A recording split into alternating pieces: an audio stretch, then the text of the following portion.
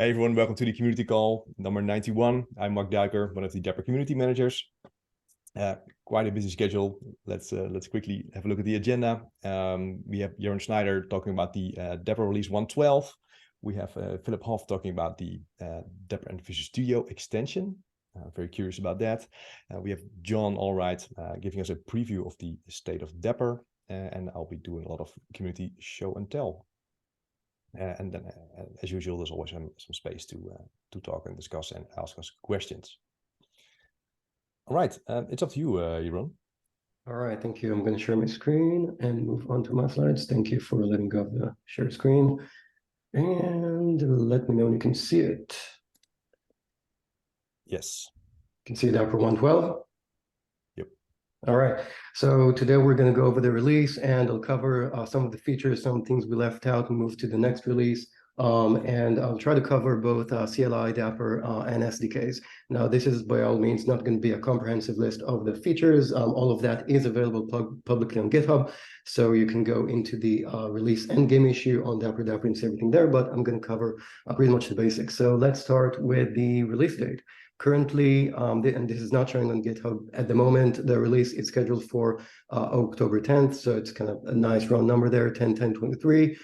We're currently at endgame. For those who don't know what endgame is, endgame basically means we're no longer accepting PRs into the project, except for PRs for P0's issues, and that is for anything that's for the release itself.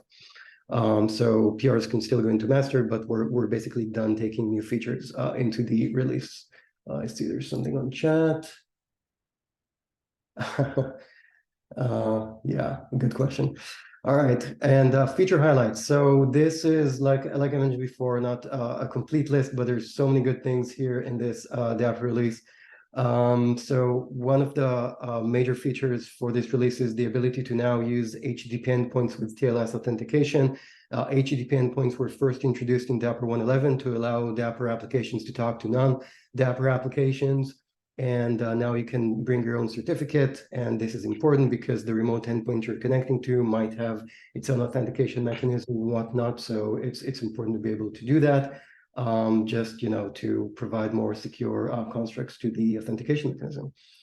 Second feature, which we're really excited about, is Outbox, which gives you a transaction across a pub sub and a state store. So all transactional state stores are supported along with every Dapr pub sub. There's now docs for it. So if you go into the 1.12 branch of the docs, which is v1.12/docs.dapr.io, Mark, if you can put that link in the chat, that'll be helpful. Then you can see the actual docs for this feature. So we're asking the community to try it out. It's in preview, so try it out and give us feedback, and we will optimize as needed. Third thing is we now have secret stores as a pluggable component. So our goal is to make more and more Dapr APIs as pluggable components. Personally, I want to look at middleware next. It's been highly requested by the community, but secret stores are very important to have also. Next, streaming support for HTTP service invocation. This is really important because it unblocks new scenarios and many more ways to communicate between services, while also providing additional performance benefits for some of these scenarios. So this is really great work. Also coming up in Dapr 112 to be released as a default mode. From the CLI perspective, there is now the ability to use something called multi-app run for Kubernetes. So we introduced multi-app run in the CLI to make it easier for developers to just template their Dapr-ized application. It's kind of like, if you know Docker Compose, it's like Dapr Compose, where you have a YAML file and you lay out a bunch of your applications and their arguments and the Dapr sidecars that you need. So now you can actually use that file, and for a dev purposes, you can actually deploy that into Kubernetes. And yeah, just looking at the chat here, this is really useful. I really like that. Personally, I've actually tried that out last week. And if you're just getting started with Dapr and you want to get something like the quick start or tutorial running very quickly, it's a really good way to get started without needing to do all of the hardcore Kubernetes YAML authoring stuff. The CLI will just do it for you. I'll inject the sidecar and everything. So Apache Pulsar support for OAuth 2. This is a part of the work we've done for components. There were over 103 issues for components closed in this release alone, which is a lot of work done in components and specifically components contrib. So I'm just covering some of the stuff that I want to highlight because they were highly requested by the community. So Apache Pulsar support for OADC and OAuth 2 in general. Apache Kafka support for auth ver extensions, just to have better authentication mechanisms for these pub sub providers. RabbitMQ now supports quorum queues. This was also highly requested by the community. And there is also now a V2 component for the etcd state store.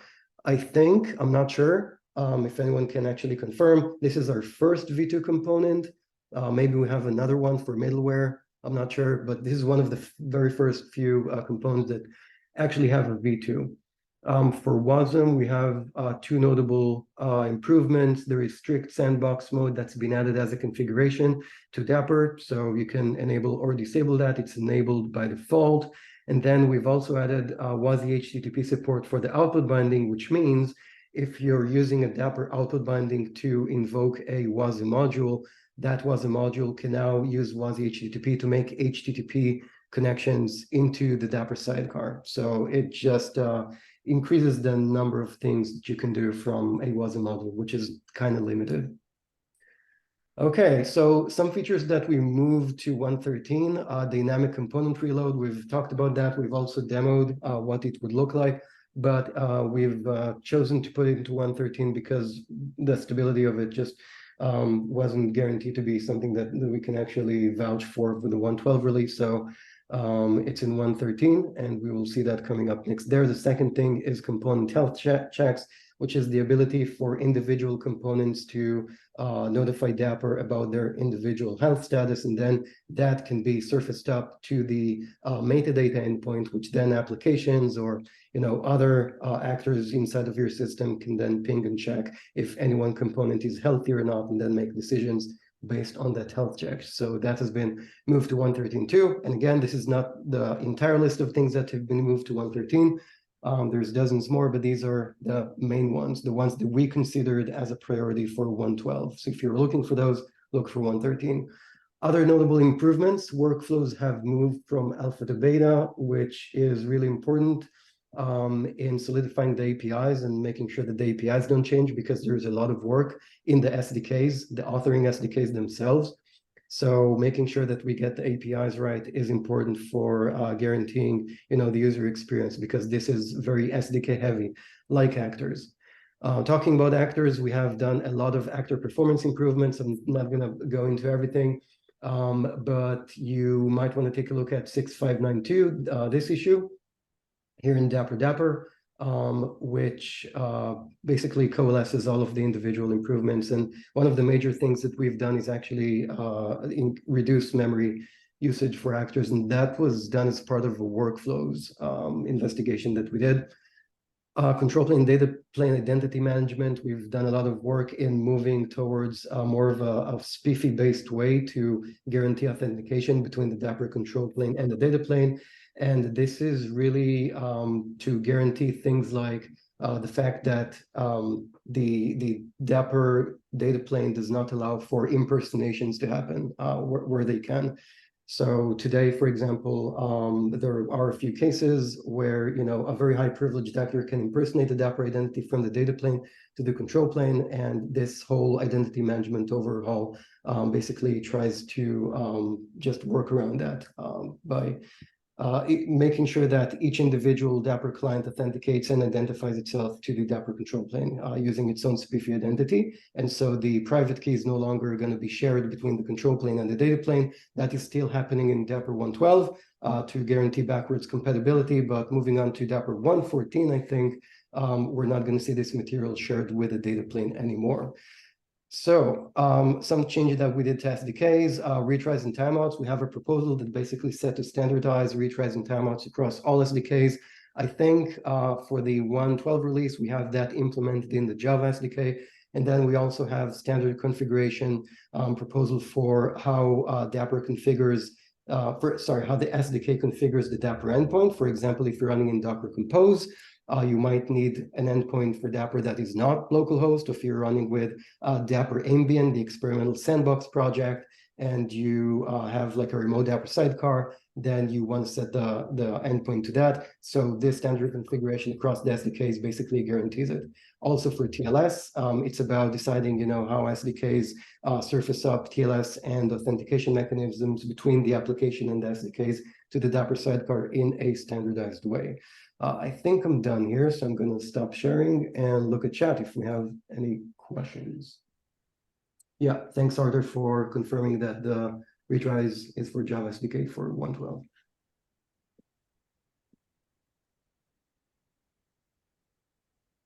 All right, any questions about what I just went over?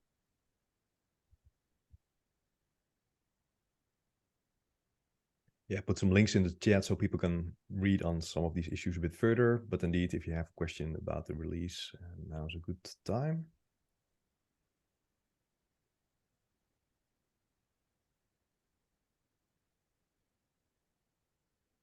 All right, I suggest we move on to the next session, which is by Phillip Hoff about the Visual Studio extension for Dapr. All right, let me just share my screen quickly.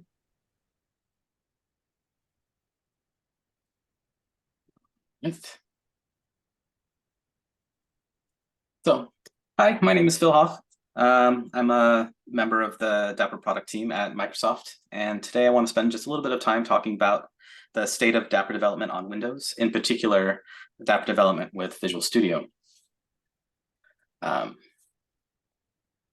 So let's talk about Dapr and Visual Studio development today.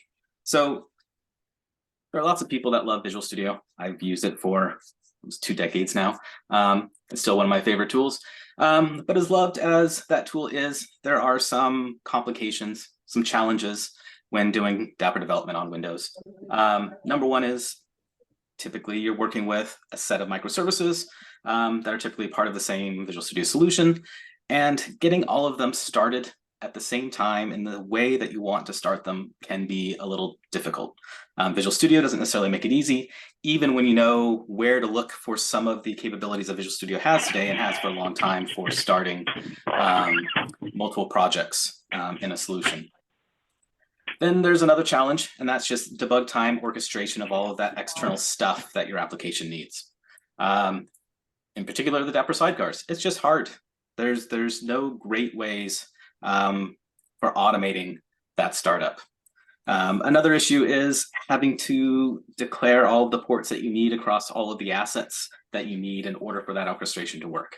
In particular, a lot of the static ports that are needed for your gRCP and HTTP Dapr ports for all of the sidecars. Getting everything lined up so everything can talk to everything else is just a challenge, and it tends to be fragile, whatever solution that you come up with.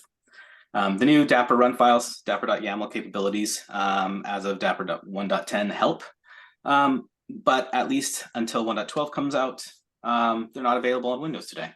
And then finally, another challenge is that if you're constantly switching between Visual Studio and VS Code, as I am, even amongst the same set of solutions and projects, it can be tough because each IDE has their own set of configuration assets, and so you end up having to duplicate some of that orchestration of your application. And so kind of at the bottom, I have this notion of like Dapr had VS Code support from nearly day one. I wrote the initial Dapr extension for VS Code back before Dapr reached 1.0. So it's been there for a while. Kind of hidden sometimes, not necessarily updated all the time, but it was there. But why can't I have at least that kind of capability in Visual Studio? Is something that we've heard more than once amongst all of the Dapr related channels. And so one of the things that I want to show today is the Dapr extension for Visual Studio. So this is an extension that's coming very soon. I don't have an exact time or place, but soon. And so some of our initial goals for that extension are to do the very basic stuff that you would expect out of any kind of project type in Visual Studio, and that is enable that basic F5 debugging experience for your entire Dapr solution. So not just for individual solutions, but or individual projects, but for the entire solution, so that you can bring everything up that you need at once, have all of the Dapr sidecars loaded at once, be able to debug, step through your code, across services. And then when you're done, you just stop debugging and everything goes back to normal. We also want to provide some help for the developer to author those complicated, sometimes Dapr run and component configuration files. Everything from just the most basic validation of the YAML schemas, as well as some like deeper semantic analysis for, say, like Dapr configuration files, which from a schema perspective are all the same, but they each have their own set of sort of dynamic properties that are required for each kind of component. We also want to provide an option for debugging applications within WSL for those occasions where, for whatever reason, you prefer to run your applications in a Linux environment rather than on native Windows. We also want to try to minimize all the Dapr-related configuration that's required in your repo. We don't want to have lots of different, Visual Studio or VS Code specific assets that need to be committed to your repo. We want you to have one place to configure things, and only one place, preferably, and have it be able to be used both in Visual Studio as well as VS Code. And the way that this works is it centers, for the most part, on the concept of Dapr run files, which are available in 1.10. And despite the fact that that 1.11's not, or run files on 1.11 aren't supported on Windows, the extension does a little bit of magic to allow you to use 1.11 even on Windows with Dapr run files, at least until 1.12 becomes more prevalent and you're able to switch that. And then finally, we intend to make this extension available in the Visual Studio Marketplace, just like most other VS extensions, targeting Visual Studio 2022, at least as from version 17.7 onwards. All right, so let's start off with a demo. All right, so we've got just a basic web API project loaded. Let's go ahead and add some Dapr support for it in Visual Studio. So the kind of initial way, if you're not familiar with writing Dapr run files on your own, Visual Studio can help scaffold just a very basic one for you. Right-click on the solution, go to Add Dapr run file. It will go through your solution, try to pick out all of the web applications, and sort of scaffold a minimal Dapr.yaml for it. Call out the app dir path, think up scaffold app ID, pull out the app port that's in your launch configurations, basic run command, and so on. So that's pretty much it to sort of get started. Now you'll notice that because we have a Dapr.yaml file in the solution, we now see that there's a Dapr project in your solution. This actually doesn't correspond to anything on disk. There's no Dapr proj or anything like that. It's purely there to sort of hang off some of these configuration files. But now that it's there, we can make it the startup project. And now we're going to start up an orchestrated Dapr solution. So now we can hit F5. It will go and build your projects that are part of your Dapr run file, run the Dapr run file, wait for it to start up, attach to all of the processes that correspond to all of the applications in your Dapr run file. And then you're off and running. So you can see that we're now attached. You can see that we have Dapr output in the output window, where you can see everything that was run and all of the Dapr output, as well as your application output. And we can go and do a Dapr list. And there's our sidecar. We didn't have to configure any HTTP ports or gRPC ports or anything like that. It's just running. We're attached. We can do our debugging. When we're done, everything shuts down. You can see Dapr shut down, and we can confirm that by going back to Dapr list. No more sidecars. All right, so now we can hit F5 again, or any number of times, and sort of keep doing that iterative development process. All right, so I'll stop there for a brief moment, just so I can take a look at the chat. All right, let me see if there are any questions. All right, let's see. Oh, one question, will it be OSS? At the moment, no. Could it be in the future? Maybe. But that is sometimes an entire thing. Obviously, you may have noticed that most VS Code extensions from Microsoft are open source. Probably just because VS Code as its core is open source. But VS extensions themselves typically aren't open source or haven't been. It's slowly changing. We'll see what might be done in the future, but I can't make any promises about that. That really comes down to a management and business decision. Let's see. All right, Windows or just Linux? That's related to the quick starts. Question about debugging pluggable components in Windows via the extension. That's a good question. It's something that I would like to see, but there are still some quirks about the way that Unix domain sockets work on Windows with the Go runtime that have to be sorted out in order for Dapr to be able to connect to your pluggable component that's running on Windows. So at the moment, no.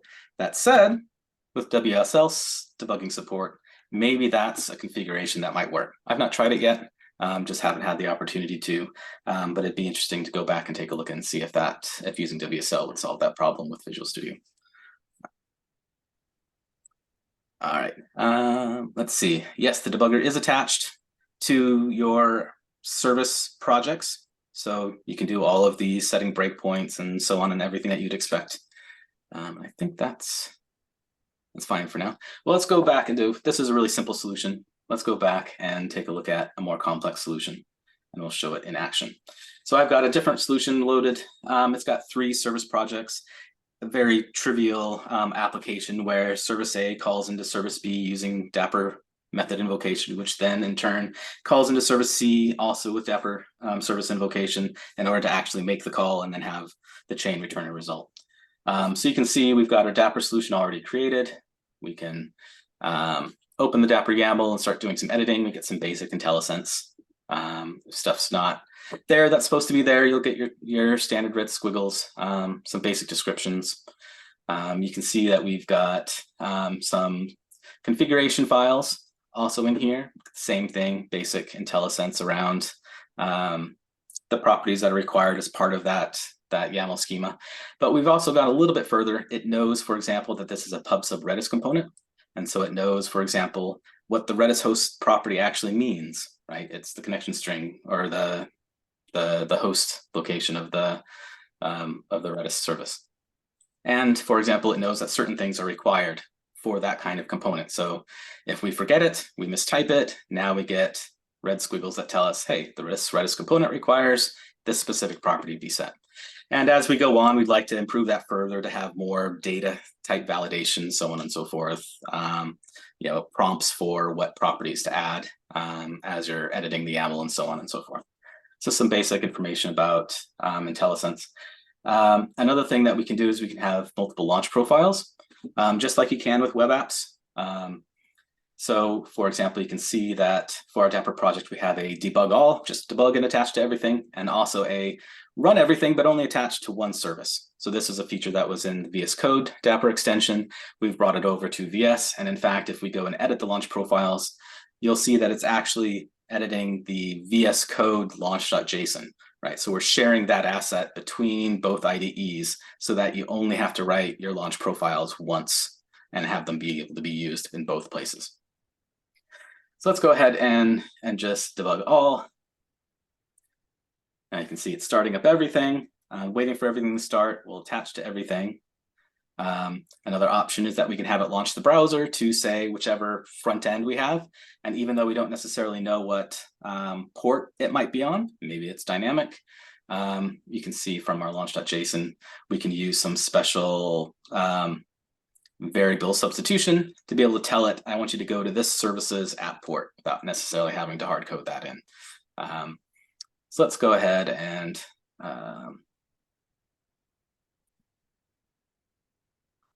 try out this. Oh, let's see, try it out there. Here we are. Now we're in service A, stepping through, continue. Now we're in service B. It was called through Dapr invocation. We'll go ahead and step through. Now we're in service C, also called through Dapr invocation. This one actually returns a value. Come back. We got our response back. Just like we're debugging anything else in VS.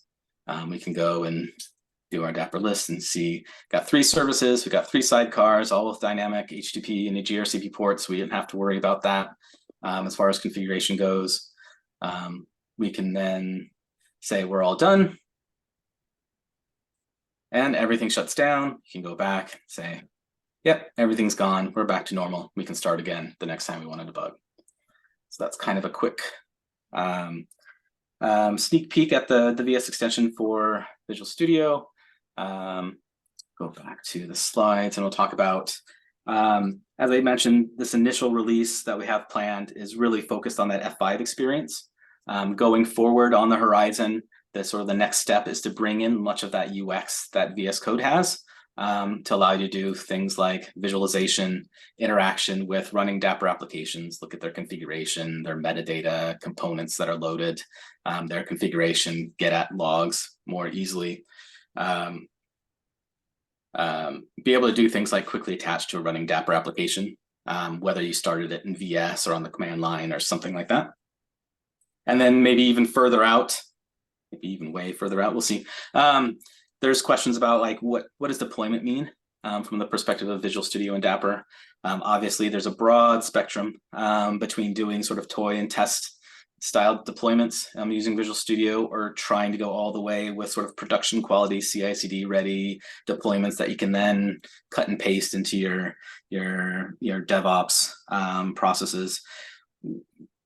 What's needed, where that might land, whether that's something that people are even interested in, that's going to be a question we'll leave to our users and the feedback that they provide. And then lastly, if you have questions, if you have feedback, if you're interested in the extension, let us know. You can find us on Dapr Discord, in particular the tooling channel. Feel free to ask questions, leave comments. You can contact me directly, Phillip Hoff on Discord, and pretty much Phillip Hoff on every other social media site that exists. Just let us know what you're interested in, what might work, what won't work, what you need to work in order for this to work for you, those kinds of things. And then I think I'll be done for now. Let's see. Any other questions? I just see a lot of positive comments, Philip, on this. A lot of happy faces. Yeah, I mean, we're eager to get this into customers' hands and make sure that it's something that works for them. So this is really great. I mean, I think it's a huge improvement to the developer experience. Makes me want to go refinance my house so that I can afford Visual Studio now. The extension will work with all. It'll work with all. Community Edition will work with that. It'll work with even both ARM64 and AMD64 versions of Visual Studio. That's what I develop in every day, is on my M1 machine with Windows and Parallels for the most part. Great stuff. Yeah, it looks like a really smooth experience. Nice demo. And yeah, I'm definitely gonna ask for some early trial on the agenda. Definitely gonna try this out. Cool. All right. Right. Thanks, Philip. Any other questions for Philip right now before we move on? Did you say it works with the community edition? It should. Yeah. And on. Did you say it works on all OSs as well? Just to make sure I caught that. It works on ARM64 and AMD64 versions of Visual Studio, on the equivalent versions of Windows. Yes. The Visual Studio is a Windows product. Yes. Yeah. Excellent. Oh wait, what happened to Visual Studio for Mac? We're more focused these days on Visual Studio and VS Code. So VS Code is getting more attention for Mac and Linux. All right. Excellent. So Philip, if some folks on the call can reach out to you, can they get started in a preview version, or should we want to wait for everyone for it to be publicly available? I think we're welcoming feedback. So I think for those that are interested, reach out to Philip on Discord, right? And we can try it out and give us feedback and make sure it's ready for a public launch. Exactly. Excellent. All right. if there are more questions, there's always some time at the end of this call. I suggest that we move on to the State of Dapr preview by John Allwright. Welcome, John. Thanks, Mark. Thanks, everyone. So you've probably been aware that we've been that we Diagrid have been running a survey in the State of Dapr. So I'm the person on the Diagrid team, John Allwright. I've been running this with Dimensional Research, who are a market research company. So we work with a market research company, so the numbers you see, you can actually believe, and it's not just a random survey monkey. So thank you to everybody on the call and listening to the recording that actually completed this. I'm pleased to say that a little later than expected, but it's here. So we will be releasing this report by the end of this week. And you'll be able to get it either by coming to the Diagrid website. The CNCF are promoting it with us as well. If you signed up with an email, we'll be returning that email and letting you know how you can get access to it. And so I've just a very quick tease showing you the report is ready and giving you a sense of what's in there. So the introduction, these are the different sections we're going to run through, like Dapr in action, how people are using it, how people are developing with Dapr, what frameworks they're using, which building blocks, we'll have a look at that slide in a minute, and which building blocks and which services they're putting behind it.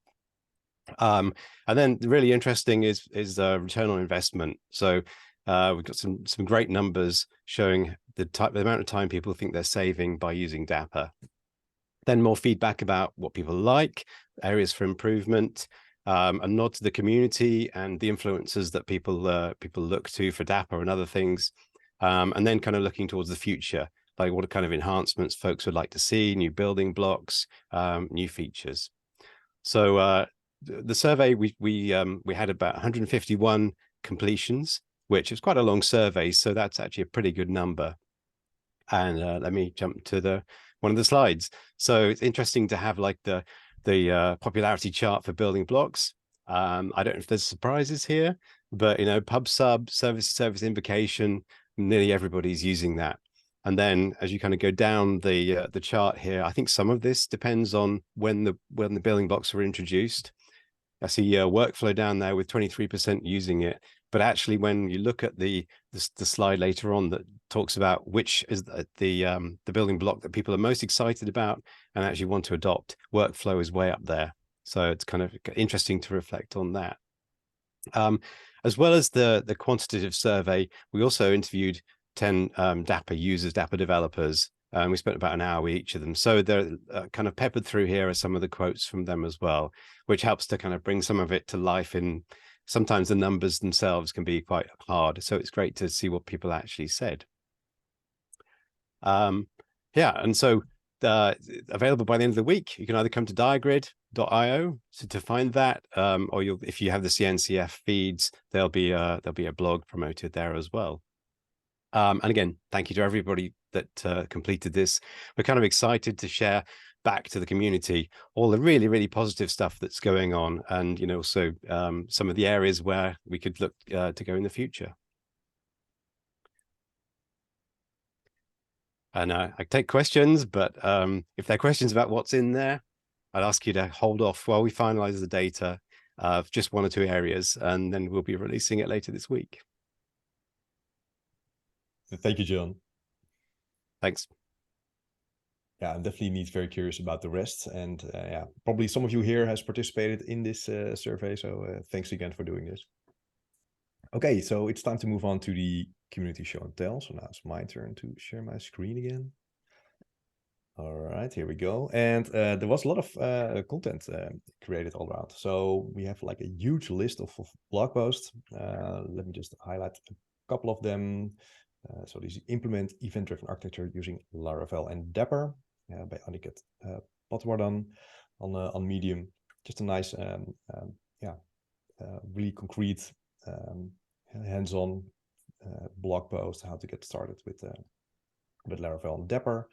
Then there's actually 2 blog posts by Simon Hadley about building event-driven systems at scale in Kubernetes with Dapr. It's a nice introductory post, both of them. So this is the other post. Then my colleague Bilgin has written a blog post about Dapr as the ultimate microservices patterns framework. can highly recommend this one. Then there's a sidecar microservice design pattern blog post, which is more about like a higher level blog post about sidecars in general, but then it still ends with Dapr and why it's so popular. I definitely like this, the motorcycle with the sidecar.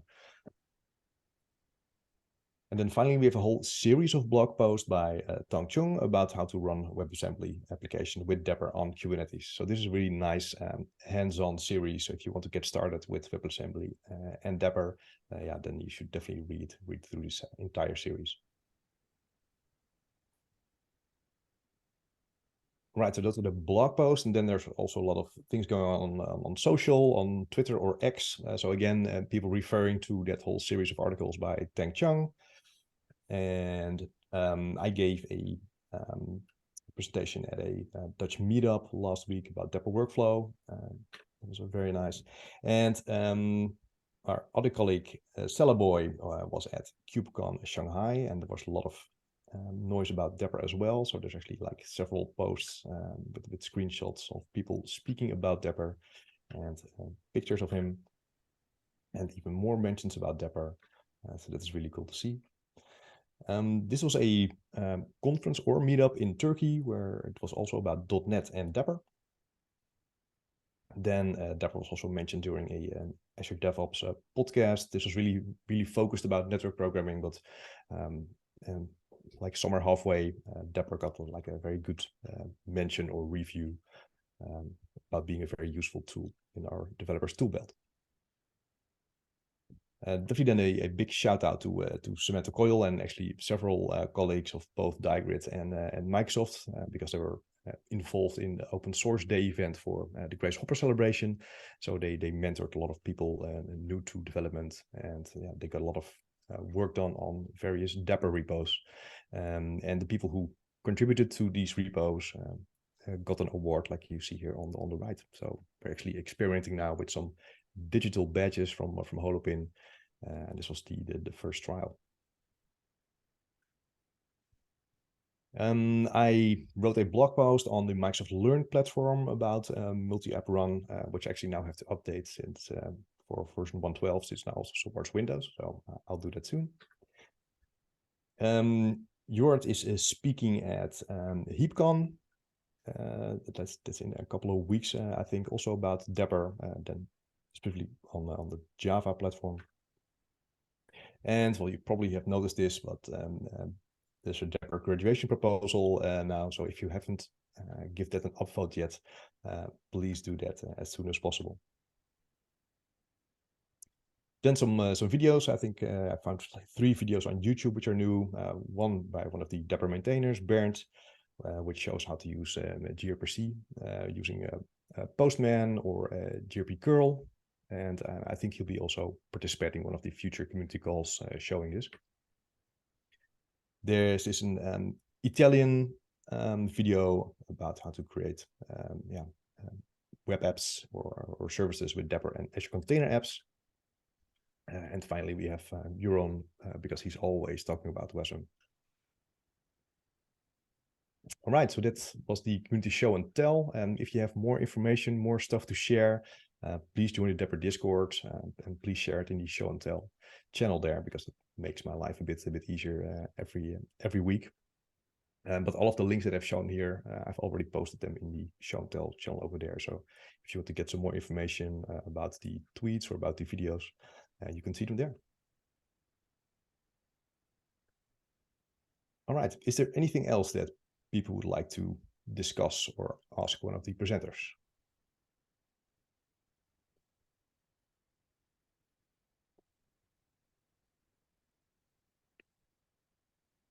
See a question from Oliver. Is Dapr Ambient looking to go GA? Is there anyone here who can answer that? Mauricio is not here, I think. I think that's something that we're still looking towards how we include inside the Dapr runtime. So the Dapr Ambient is a way that you can host and just run Dapr without the sidecar model. You can host it on a per machine basis. And so it's something that we we've introduced into the runtime, but it's still very much in development phase, and I don't think we have a time frame for it yet. But it's something that we can look into as we do the 1.13 planning. So I think it's good to kind of put some of your comments on that and the importance of it to you. All right, good question, Oliver. Thanks. Any other questions?